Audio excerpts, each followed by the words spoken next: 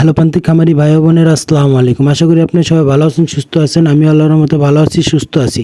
আজকে আরেকটি গুরুত্বপূর্ণ ভিডিও নিয়ে আসলাম। ব্রয়লার মুরগি দ্রুত ওজন বৃদ্ধি করার জন্য জিঙ্কের উপকারিতা কী, এই বিষয়ে সম্পূর্ণ আলোচনা করব।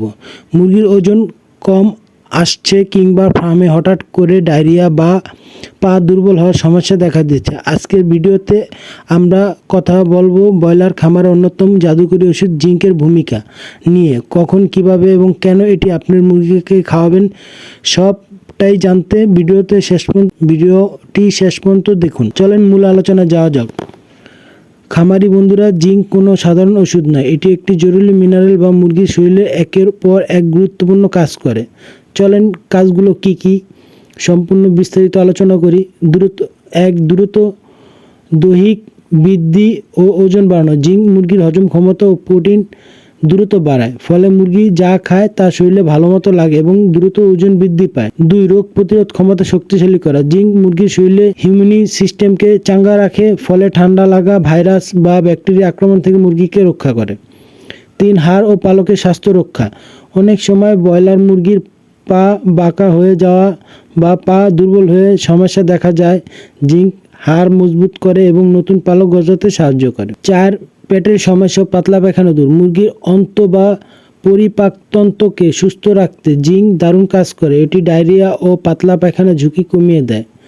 5. মানসিক চাপ কমানো। ভ্যাকসিন দেওয়ার পর বা আবহাওয়া পরিবর্তনের সময় মুরগি যে স্ট্রেসে পড়ে, জিঙ্ক সেই দখল দূর করতে সাহায্য করে। এখন আসা যাক সবচেয়ে গুরুত্বপূর্ণ প্রশ্ন, জিঙ্ক কখন ও কতদিন খাওয়াবেন। শুরুর সময়, সাধারণ বয়স বাচ্চা 7 থেকে 10 দিন বয়স থেকে জিঙ্ক খাওয়ানো শুরু করা যায়। খাওয়ানোর সময়কাল টানা 3 থেকে 5 দিন পর্যন্ত পানির সাথে জিঙ্ক সাপ্লিমেন্ট মিশিয়ে দিতে হয়। অন্যান্য গুরুত্বপূর্ণ মুহূর্তগুলোর সময় ভ্যাকসিন দেওয়ার 2 দিন আগে ও 2 দিন পরে জিঙ্ক দেওয়া খুব জরুরি। অতিরিক্ত গরম বা ঠান্ডার সময় স্ট্রেস কাটাতে 3 দিন ব্যবহার করতে পারেন। ডায়রিয়া বা পা দুর্বল হওয়ার লক্ষণ দেখলে ভেটেরিনারি চিকিৎসকের পরামর্শ অনুযায়ী ডোজ দিতে পারেন। প্রতি লিটার পানিতে ওষুধের গায়ে লেখার নিয়ম ও চিকিৎসকের পরামর্শ অনুযায়ী নির্দিষ্ট মাত্রা মিশিয়ে সকালে বা বিকালে বিশুদ্ধ পানিতে ব্যবহার করতে পারেন। সঠিক নিয়মে জিঙ্ক ব্যবহার করলে আপনার খামারে মৃত্যুর হার কমবে এবং মুরগির ভালো এফসিআর পাবেন। ভিডিওটি ভালো লাগলে লাইক, ছবিতে দেওয়া স্ক্যানের যেই জিঙ্ক ছবিগুলো আছে এই ওষুধগুলো আপনারা ব্যবহার করতে পারেন। আমি যেমন ব্যবহার করে থাকি, আমি এক এক সময় এক একটা জিঙ্ক ব্যবহার করি, আপনারা ব্যবহার করতে পারেন। ভিডিওটা ভালো লাগলে লাইক ও শেয়ার করে অন্য খামারি ভাইদের জানার সুযোগ করে দিন। আর পোলট্রি ফার্মিংয়ের এমন নতুন টিপস পেতে আমার চ্যানেলটি সাবস্ক্রাইব করে বেল আইকনটি বাজিয়ে রাখুন।